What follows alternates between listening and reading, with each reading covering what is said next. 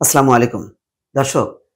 প্রধান উপদেষ্টা ডক্টর মোহাম্মদ ইউনূসের সাথে বিএনপির ভারপ্রাপ্ত চেয়ারম্যান তারেক রহমানের যে বৈঠক হয় লন্ডনে, তারপর যৌথ ঘোষণা হয়, অর্থাৎ সরকারের পক্ষ থেকে এবং বিএনপির পক্ষ থেকে যৌথ ঘোষণা হয়।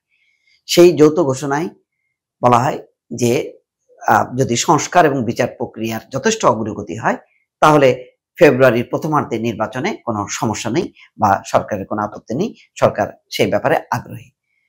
এরপর পরই রাজনৈতিক মহলে চাঞ্চল্য তৈরি হয়। অধিকাংশ রাজনৈতিক দল এটিকে সাধুবাদ জানালেও কয়েকটি রাজনৈতিক দল, তার মধ্যে অন্যতম জামাত ইসলাম, এনসিপি, ইসলামী শাসনতন্ত্র আন্দোলন এবং ইসলামী আন্দোলন বাংলাদেশ, তারা তাদের আপত্তি নেই ফেব্রুয়ারির ব্যাপারে, কিন্তু একটি দলের সাথে কেন যৌথ ঘোষণা করা হলো তাদেরকে বাদ দিয়ে এই ব্যাপারে তারা গোস্বা করেছে এবং তারা প্রতিক্রিয়া জানিয়েছে। সালাউদ্দিন আহমেদ, দলের স্থায়ী কমিটির সদস্য, তিনি প্রতিক্রিয়া দিয়েছেন, বলছেন যে ফেব্রুয়ারির প্রথমার্ধে নির্বাচন জামাতের আমিরের দৃষ্টিভঙ্গির সঙ্গে সামঞ্জস্যপূর্ণ।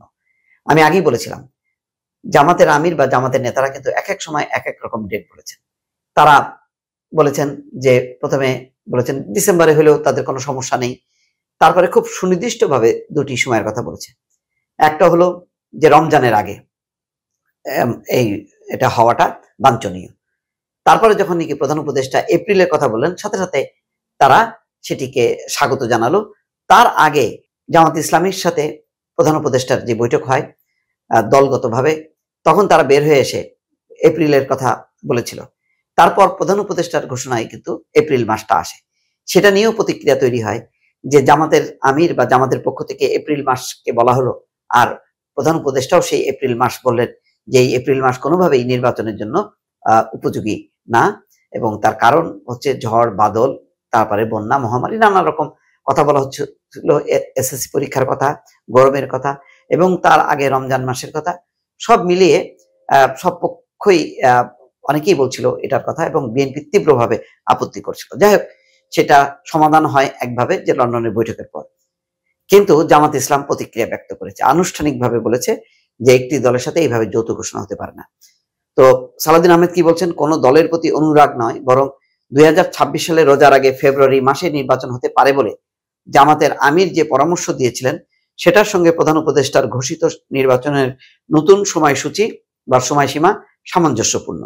সালাউদ্দিন আহমেদ বলেন, এই বৈঠক নিয়ে জামাত ইসলামী যে প্রতিক্রিয়া জানিয়েছে তাতে বলা আছে যে জামাতের আমির গত 16 এপ্রিল একটি বিদেশি মিশনের সঙ্গে বৈঠক শেষে উপস্থিত সাংবাদিকদের ব্রিফিংকালে 2026 সালে রোজার আগে ফেব্রুয়ারি মাসে নির্বাচন হতে পারে বলে দৃষ্টিভঙ্গি তুলে ধরেছিলেন। ফলে লন্ডন বৈঠকের পর নির্বাচনের সময়সীমা নিয়ে যে ঘোষণা, তা জামাতের আমিরের দৃষ্টিভঙ্গির সঙ্গে সামঞ্জস্যপূর্ণ। এটা কোনো দলের প্রতি বিশেষ অনুরাগ প্রকাশ নয়। লন্ডন বৈঠক নিয়ে শনিবার বিকেলে জামাত ইসলামের কেন্দ্রীয় নির্বাহী পরিষদের প্রতিক্রিয়া গণমাধ্যমের প্রকাশের পর বিএনপি নেতা সালাউদ্দিন আহমেদ প্রথম আলোকে এই কথা বলেন। তিনি এ সংক্রান্ত জাতীয় নাগরিক কমিটির প্রতিক্রিয়ারও জবাব দেন। গতকাল শুক্রবার লন্ডনে অন্তর্বর্তী সরকারের প্রধান উপদেষ্টা ডক্টর মোহাম্মদ ইউনূসের সঙ্গে বিএনপির ভারপ্রাপ্ত চেয়ারম্যান তারেক রহমানের বৈঠক হয়। বৈঠক শেষে যৌথ ঘোষণায় বলা হয়, সব প্রস্তুতি সম্পন্ন করা গেলে আগামী বছরের রমজান মাসের আগে অর্থাৎ ফেব্রুয়ারির প্রথমার্ধে নির্বাচন হতে পারে। এরপর শুক্রবার রাতে আনুষ্ঠানিক প্রতিক্রিয়া জানায় জুলাই গণঅভ্যুত্থানের নেতৃত্ব দানকারী তরুণদের দল এনসিপি। দলটি মনে করে নির্বাচন প্রশ্নে সরকার কেবল একটি দলের অবস্থান এবং দাবিকেই বেশি প্রাধান্য দিচ্ছে। জুলাই ঘোষণাপত্র প্রণয়ন, মৌলিক সংস্কার বাস্তবায়নে জুলাই সনদ কার্যকর করা এবং নির্বাচনের রোডম্যাপ ঘোষণার পরই নির্বাচন সংক্রান্ত আলোচনা চূড়ান্ত হওয়া উচিত। অর্থাৎ সংস্কার, জুলাই ঘোষণাপত্র এগুলি নিশ্চিত হবার পরে নির্বাচনের সময় ঘোষণা করা উচিত। সালাউদ্দিন আহমেদ বলছেন, নতুন রাজনৈতিক দলটি লন্ডনে এই বৈঠকের ঘোষণাকে দলীয় দৃষ্টিভঙ্গিতে দেখছেন।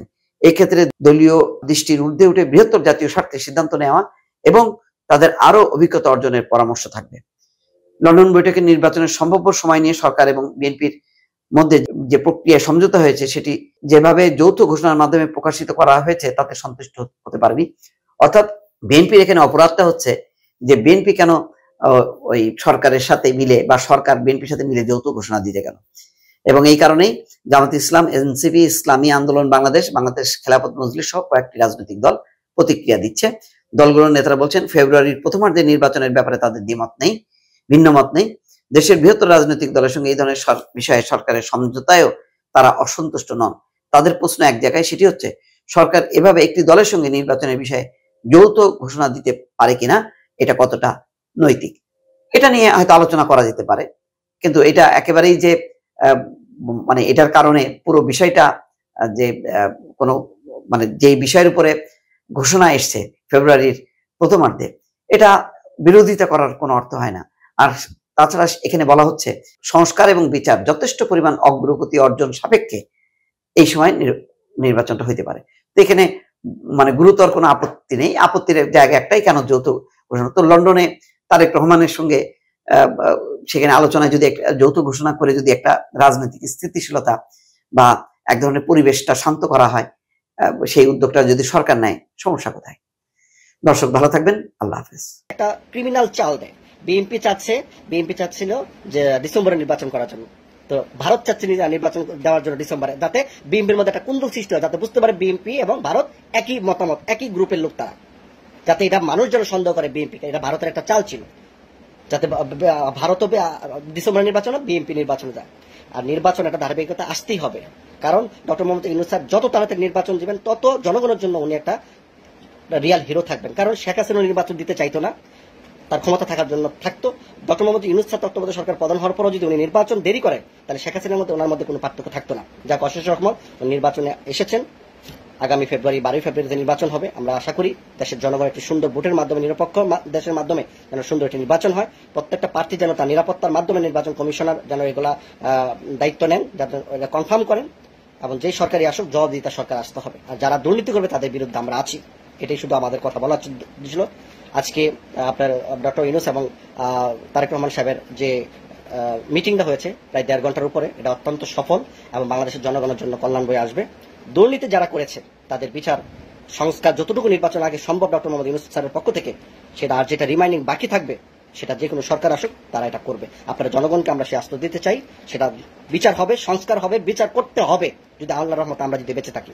সবাই লাইভটা শেয়ার দিবেন। ধন্যবাদ সবাইকে, ভরসা রাখুন আগামী নির্বাচন সুষ্ঠু এবং নিরপেক্ষ হবে। ধন্যবাদ সবাইকে, আসসালামু আলাইকুম। বল না, এখন আমার সময় শর্ট, না হলে আসলে সমস্ত এলাকাগুলো ভিজিট করে এবং যারা যারা উৎপাত করছে দেখাইতাম। সর্বরানে একটা হিন্দু ছেলে সেলুন করে হ্যাঁ নাকি মারধর করে পদত্যাগ করাইছে যে তুই ঘোষণা দে, তুই গণ অধিকার পরিষদ করবি। ওই কুতুবটা কেরা, ওইটা দেখবানে 10 মিনিট লোকের আমি বলে দেবো, দেখবে আপনারা এখান থেকে কিছুটা চরবরানে এই রকমের কুতুব তৈরি হয়েছে। আবার বলছে যে অমুকের কাছে সদাই বেসবা না। চিন্তা করেন কি কিয়ামতের পরিস্থিতি তৈরি করছে, হ্যাঁ, যে অমুকে গণ অধিকার পরে আড্ডে সদাই বেসবা না। তো এগুলো কেন করছে? কারণ হচ্ছে আসলে